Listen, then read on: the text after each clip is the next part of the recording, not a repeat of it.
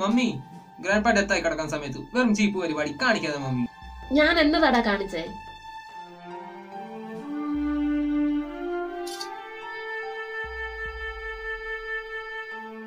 ശപഥാകം ഒന്ന് കഴിയട്ടെ, അച്ഛനും മോനും ഞാൻ വെച്ചിട്ടുണ്ട്. കോപ്പല്ല ഡാഡി, കപ്പ് കപ്പ്. അയ്യോ അയ്യോ അയ്യോ, എന്റെ രക്തം ചീത്തയായി. കേട്ടില്ലേ, ഇവനെല്ലാം പഠിച്ചു. ഇത് ഞാൻ എങ്ങനെ സഹിക്കും?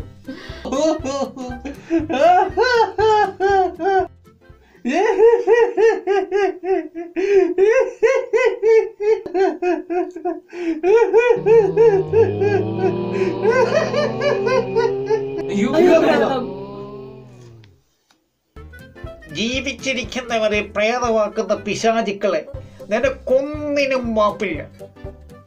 മരിച്ചുപോയ നമ്മുടെ അച്ഛൻ സംസാരിച്ചു. എടാ കിടങ്ങ, എന്തോ ശവാസനത്തിൽ കിടന്ന ഞാൻ അറിയാതെ ഉറങ്ങിപ്പോയതാ. ആ സമയം നോക്കിയല്ലേ ഗ്രാൻഡ്പാ ഞാൻ മൂക്കി പഞ്ഞി വെച്ചത്. ആഹാ, അത് ശരി. അപ്പൊ നീയാണ് മൂക്കിൽ പഞ്ഞി വെച്ചതല്ലേ? അതെ ഗ്രാൻഡ്പാ. മക്കളിങ്ങ് വന്നേ.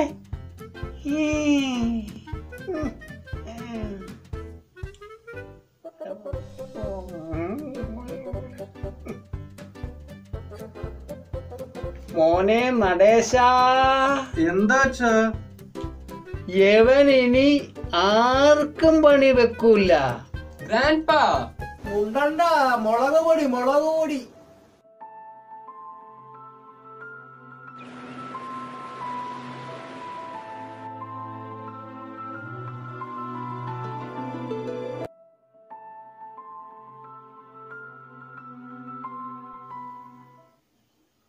ശകുന്തളേ, എന്താ പറ്റി? എങ്കിലും എന്റെ ചേട്ടാ, സ്വന്തം അനിയന്റെ ഭാര്യയല്ലേ ഞാൻ. എന്നെ വിളിച്ചൊന്ന് അറിയിക്കണ്ടായിരുന്നോ? എന്തോന്ന്? അണ്ണൻ ഒന്നും അറിയാത്ത പോലെ ഞാൻ എല്ലാം അറിഞ്ഞിട്ടാ വന്നത്. 6 കോടി.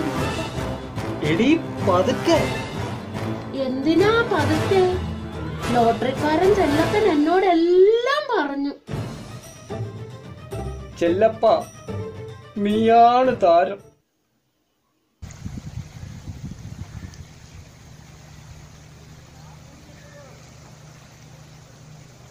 അച്ഛന് 6 കോടി രൂപ ഭാഗ്യക്കുറി അടിച്ച കാര്യം കുഞ്ഞമ്മ പറഞ്ഞപ്പോഴാ ഞങ്ങൾ അറിയുന്നത്. അല്ലേടി കാഞ്ചനെ? സത്യം സത്യം. ചുമ്മാ അതല്ല, ലോട്ടറിക്കാരൻ ചെല്ലപ്പൻ 2 ദിവസം കൊണ്ട് ഇവിടെ കയറി ഇറങ്ങുന്നത്.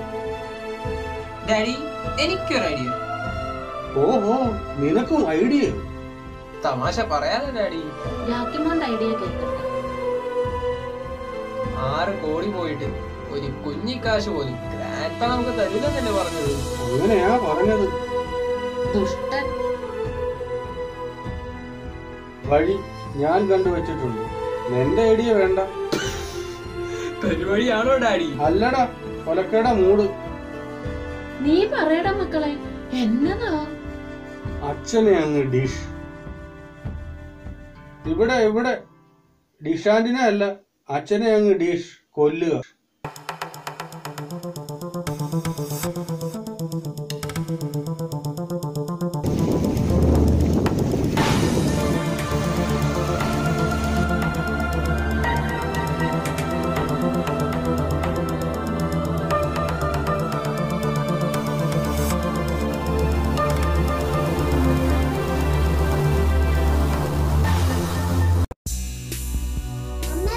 എന്താ വെച്ചേ? ആ കൊല്ലും.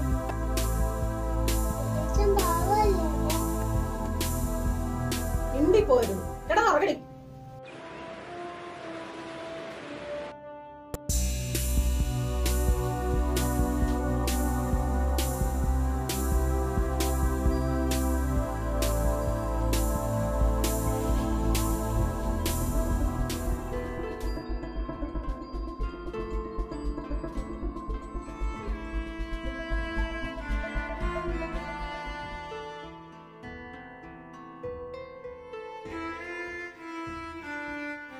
നടേശ, ഞാൻ തോൽക്കുന്നതാ മോനെ. നിങ്ങൾക്ക് എന്നെ കൊല്ലാതിരിക്കാൻ കഴിയുമോടാ? എന്നെ കൊല്ലാതിരിക്കാനുള്ള പ്രതിഫലമായിട്ട് ഈ ഭാഗ്യക്കുരട്ടിക്ക് നിങ്ങൾ